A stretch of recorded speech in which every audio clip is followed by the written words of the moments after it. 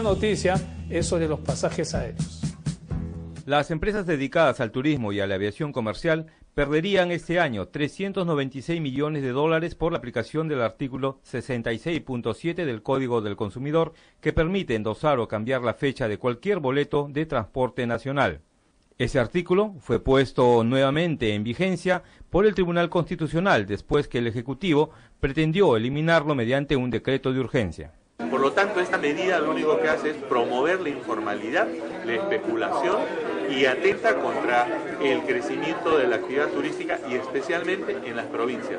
Por su parte, el presidente de la Asociación de Líneas Aéreas Internacionales, Daniel Ratti, explicó que el 33% de los asientos de un vuelo se venden con tarifas promocionales, pero que estas solo pueden ofrecerse si se garantiza el uso de los vuelos en fechas específicas y por parte de los usuarios que los adquirieron.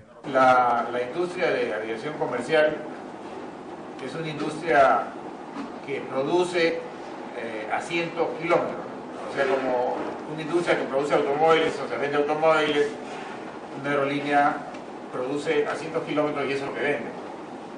Pero en el caso de un automóvil, si no lo vendo hoy día, lo puedo vender mañana y no pasa nada. En el caso de un asiento de avión, si lo vendí hoy día y me cancelan la venta, ese asiento de avión se perdió. Los gremios afectados anunciaron que evaluarán las medidas legales necesarias para evitar que el artículo 66.7 del Código de Consumo entre en vigencia. Queda claro que desplazar los pasajes en el tiempo, sin saber en qué fechas, hace imposible guardar las rebajas porque no vas a saber qué aviones están vacíos y qué aviones están llenos. Lo que no queda claro es lo del 12 en las fechas indicadas, es decir, si en tal día y en tal hora tú tienes que viajar y lo endosas, ¿cómo afecta eso a las compañías? ¿Por qué? Porque se dice que eso lo que haría es regular y corregir la sobreventa que existe. Porque al final, si tú llegas una hora antes o menos, lo que hacen es ese pasaje se elimina y a alguien se le traslada. Es decir, todos lo conocemos, sobreventa. Lo que se señala ahora es que el endoce lo que haría es afectar eso y sobre eso nadie habla. Por lo pronto, las cifras que se señalan en relación a la primera medida, lo del desplazamiento en los tiempos y no permitirles planificar en relación a este tema, serían 400 millones de pérdida y 2 millones de personas afectadas. Recordemos que el año pasado han sido 5 millones de pasajeros trasladándose en el país internamente y más de la mitad con pasajes económicos. Pero de esto vamos a tener una segunda entrevista después de Carlos Giesecke con el señor Julián Palacín, así que espérense que está cargada el día. Más bien de Lima, don Julián, gracias por estar aquí. ¿Cómo resolvemos? Ya el Tribunal Constitucional tomó cartas en este asunto, pero ¿cómo se soluciona de aquí hacia adelante, don Julián, este problema? Bueno, la solución la ha dado el Tribunal Constitucional. Es una sentencia histórica que defiende los derechos de los consumidores peruanos frente al abuso y a la ilegalidad de un decreto de urgencia dado por el Poder Ejecutivo, quien sabe que no se puede modificar una ley, el Código de Consumo, a través de un decreto de urgencia. O sea, ¿usted piensa que el contenido que tiene el Código de Consumo, que ya no se va a modificar, no afecta a las líneas aéreas? No las afecta. ¿Por qué? Lo que pasa es que las líneas aéreas, en el Perú estamos acostumbrados a que una o dos líneas aéreas que no son peruanas, que tienen mayoritariamente capital extranjero, ejerzan un cuasi monopolio de nuestros derechos de tráfico a nivel internacional y de nuestras rutas nacionales. Y creen que esto es un feudo, que ellos la pueden dominar y manejar como quieren en perjuicio del consumidor. Pero nos están diciendo que las pérdidas son 400 millones de dólares este año y 2 millones de pasajeros afectados. Por favor, ¿de qué pérdidas van a hablar líneas aéreas que durante años han ganado miles de millones de dólares en el Perú, no han invertido un centavo, que no tienen aeronaves de matrícula peruana, ¿no? Y que realmente hacen lo que quieren en el mercado? Yo creo que en el Perú la ley se respeta. Y la jurisprudencia del Tribunal Constitucional defiende los intereses de 10 millones de personas. Porque además nadie habla de la sobreventa o del overbooking. Y nadie habla del abuso que cometen quienes dominan el mercado cuasi monopólicamente en perjuicio de 10 millones de pasajeros. Sí tenemos derecho a endosar pasajes, sí tenemos derecho a transferir pasajes y a postergar pasajes.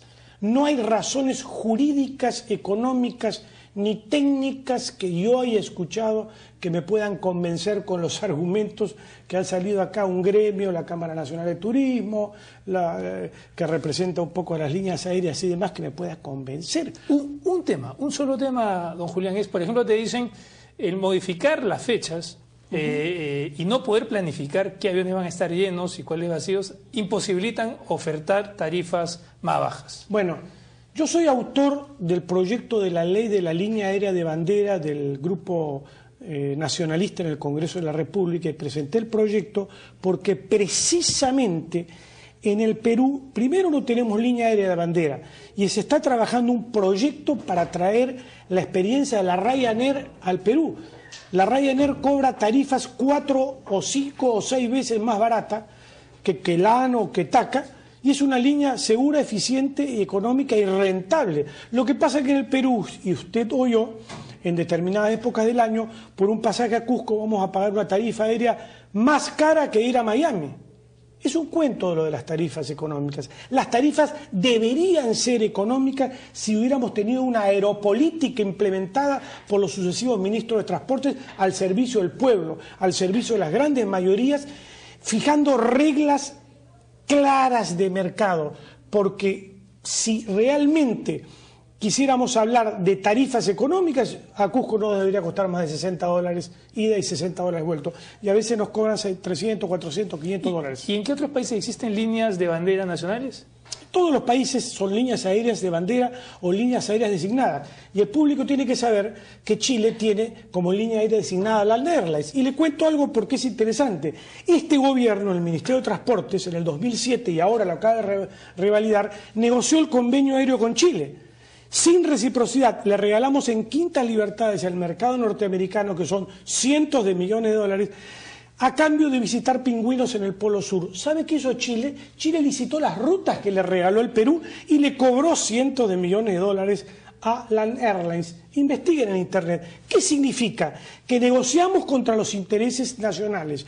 Tenemos un mercado cuasi monopólico en donde el pasajero no tiene derecho. Bueno, el congresista Johnny Lescano y 33 congresistas presentaron una demanda al Tribunal Constitucional. Un tribunal constitucional que está compuesto por magistrados nombrados por este Congreso. Y les dio la razón. Le enmendó la plana al Poder Ejecutivo en el inconstitucional decreto de urgencia que modificaba el Código de Consumo.